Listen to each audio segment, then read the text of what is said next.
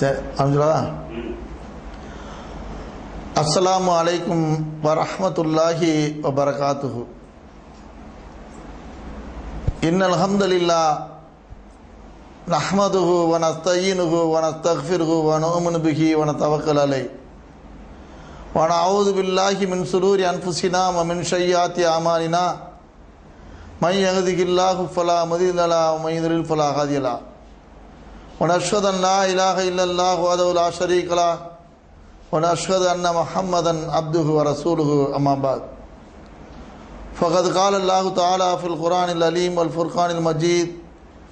அஊது பில்லாஹி மினஷ் ஷைத்தானிர் ரஜீம். பிஸ்மில்லாஹிர் ரஹ்மானிர் ரஹீம். இன்னத் தீன இந்தல்லாஹில் இஸ்லாம். ஸதகல்லாஹுல் அலீம். அன்புக்கினிய சகோதர சகோதரிகளே,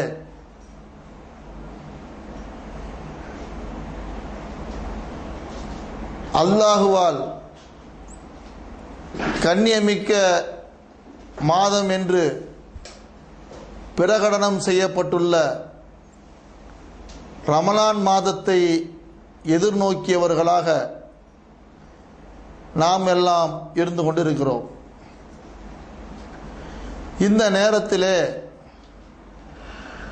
ரமலானை பற்றியும் அந்த மாதத்திலே செய்யப்படக்கூடிய அமல்களை பற்றியும் அதனாலே கிடைக்கக்கூடிய பலாபலன்களை பற்றியும் நாம் ஒவ்வொருவரும் நினைவுபடுத்திக் கொள்ள வேண்டியது காலத்தின் கட்டாயமாக இருக்கின்றது. நபிகள் நாயகம் ஸல்லல்லாஹு அலைஹி வஸல்லம் அவங்க சொல்றாங்க, நீங்கள் ரமலானுக்காக சாஃபான் மாதத்தில் உங்களை நீங்கள் தயார்படுத்திக் கொள்ளுங்கள் என்று சொல்லுகிறாங்க. எதை தயார்படுத்தணும், எப்படி தயார்படுத்தணும் என்பதை பற்றியெல்லாம் இந்த நிகழ்ச்சியின் மூலமாக உங்களிடையே பகிர்ந்து கொள்ள நான் இருக்கின்றேன். அருமை சகோதர சகோதரிகளே, ரமலான் மாதத்திற்காக நாமை தயார்படுத்தி கொள்ளக்கூடிய நிலைமையில் முதல் விஷயமாக எதை பார்க்க வேண்டும் என்று சொன்னால், அல்லாஹ் நோன்பை பற்றி என்ன சொல்லுகிறான் என்பதை பார்க்க வேண்டும். திருமறை குர்ஆன்ல சூரத்துல் பக்ராவில், அதாவது 2வது அத்தியாயத்தில் 182வது வசனத்தில் அல்லாஹ் சொல்றான், யா அய்யுஹல்லதீன ஆமனு குத்திப அலைக்குமுஸ் சியாம் கமா குத்திப அலல்லதீன லஅல்லகும் தத்தகூன். இதுக்கு என்ன அர்த்தம்? ஈமான் கொண்டவர்களே, உங்களுக்கு முன் சென்றவர்கள் மீது நோன்பு விதியாக்கப்பட்டதைப் போலவே உங்கள் மீதும் விதியாக்கப்பட்டுள்ளது. இதன் மூலம் நீங்கள் இறை அச்சமுடையவர்கள் ஆகலாம். அருமை சகோதர சகோதரிகளே, காலங்காலமாக இந்த வசனத்தை நாம் பார்த்து வருகிறோம். இந்த வசனத்திலே அல்லாஹ் சொல்லக்கூடிய ஒரு முழுமையான வாக்குறுதி என்னன்னு கேட்டால், நோன்பு நோற்றீங்கன்னு சொன்னால் நீங்கள் இறையச்சமுடையவர்கள் ஆகலாம். அப்போ நம்ம முதல் விஷயம் நம்ம என்ன பார்க்கணும்னு சொன்னால், ஆண்டாண்டு காலமாக நம்ம நோன்பு நோற்று வந்திருக்கிறோமே, அது நம்ம இறை அச்சமுடையவர்களாக மாற்றி உள்ளதா? இறையச்சம் என்கிற பண்பு நம்மிடத்திலே வந்துள்ளதா? இறையச்சம் நம்மிலே உறுதியாக புகுந்து விட்டதா என்பதை உரசி பார்த்து கொள்ள வேண்டும்.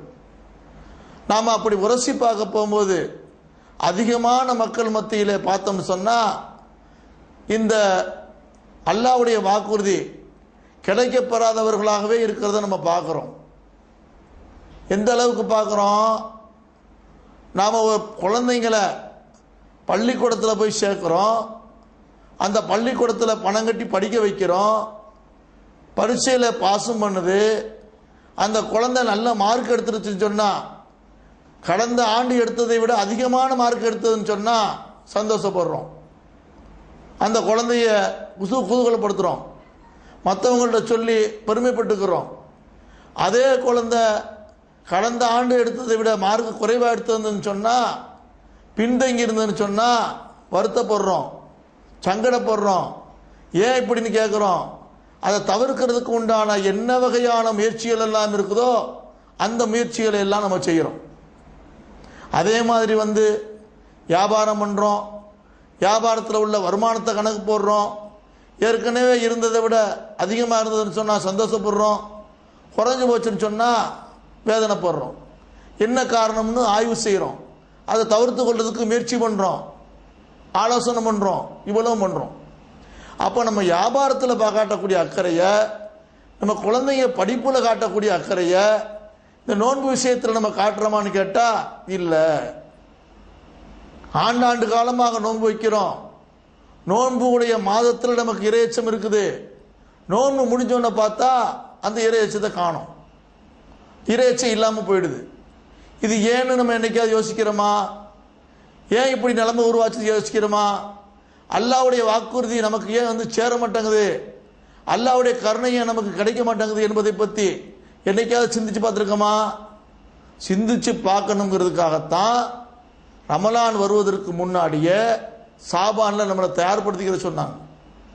நம்மளுடைய நிலைமை உரசி பார்த்துக்கிற சொல்லிக்கிறாங்க. அப்போ நம்ம உரசி பார்த்து அப்படின்னு சொன்னால் என்ன இருக்குன்னு நம்மகிட்ட நபிகள் நாயகம் ஸல்லல்லாஹு அலைஹி வஸல்லம் அவங்களுக்கு அருளப்பட்ட வேதத்தில் 47வது அத்தியாயத்தில் 33வது வசனத்தில் ஒரு செய்தி கிடைக்குது. என்ன செய்தி கிடைக்குது? யா அய்யுஹல்லதீன ஆமனு அத்தீஉல்லாஹ வ அத்தீஉர் ரசூல் வலா துப்திலு ஆமாலுக்கும். ஈமான் கொண்டவர்களே, அல்லாஹ்வுக்கு கட்டுப்படுங்கள், அவனுடைய தூதருக்கு கட்டுப்படுங்கள், உங்களுடைய அமல்களை பாழாக்கிறாதீங்க. அப்போ இந்த வசனம் என்ன சொல்லுது? அல்லாஹ்வுக்கும் அவனுடைய தூதருக்கும் கட்டுப்பட்டு நடந்தோம்னு சொன்னால் அமல்கள் பாழாவாது, அமல்களுக்குரிய கூலி வேஸ்ட் ஆகாது. அப்போ அமல்களுக்குரிய கூலி வேஸ்ட் ஆகுதுன்னு என்ன அர்த்தம்? நம்ம அமல்களில் குறைபாடு இருக்குன்னு அர்த்தம். அல்லாவையும் அல்லாவுடைய தூதரையும் பின்பற்றியதாக இல்லை, அதில் ஏதோ மைனஸ் இருக்குன்னு அர்த்தம். அதன் அர்த்தம் நோன்பு நோக்கிறோம், நோன்புல உள்ள சரத்துக்களை கடைபிடிக்கிறோம், நோன்பு காலத்தில் செய்ய வேண்டிய செயல்கள்லாம் செய்கிறோம், பலன் மட்டும் பூஜ்யமாக இருக்குன்னு அர்த்தம். அதாவது ஸ்கூலில் படிக்கிறோம், டியூஷன் வச்சு படிக்கிறோம், முக்கிய படிக்கிறோம், விழுந்து விழுந்து படிக்கிறோம், தோத்து போன என்ன அர்த்தம்? அப்போ அந்த மாதிரி நிலைமை ஒவ்வொரு ரமணானுக்கு வருதுன்னு சொன்னால் என்ன காரணங்கிறத நம்ம யோசிச்சு பார்க்கணுமா இல்லையா? சிந்தனை செஞ்சு பார்க்கணுமா இல்லையா?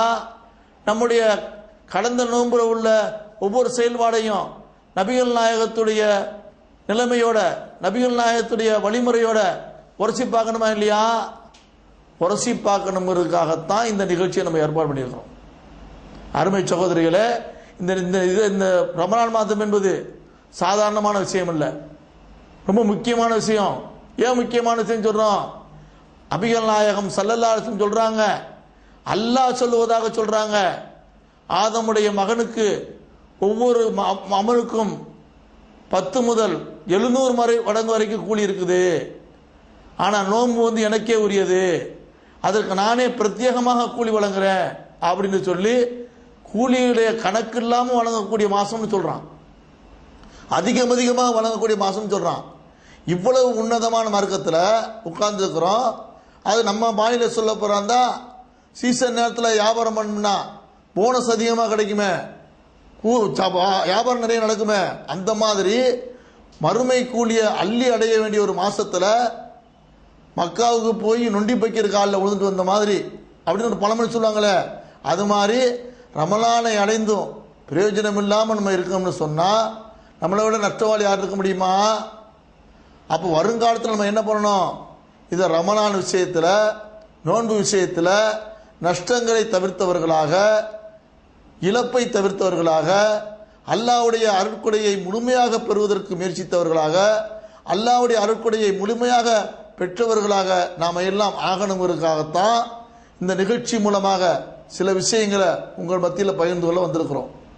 எனவே வரக்கூடிய ரமலானை நீங்களும் சரி நாமளும் சரி நல்ல முறையில் குர்ஆனும் ஹதீஸும் சொல்லக்கூடிய வழிமுறையில், அல்லாஹ்வும் அவனுடைய தூதரும் கட்டளையிட்ட வழிமுறையில் நடைமுறைப்படுத்தி இம்மையிலும் மறுமையிலும் வெற்றிகரமான வாழ்க்கையை அடைவோம் என்று உங்களுக்கும் எனக்கும் நசீத் செய்து கொண்டு நிறைவு செய்கிறேன். வாகர் தாவானா அல்ஹம்துலில்லாஹி ரப்பில் ஆலமீன். அஸ்ஸலாமு அலைக்கும்.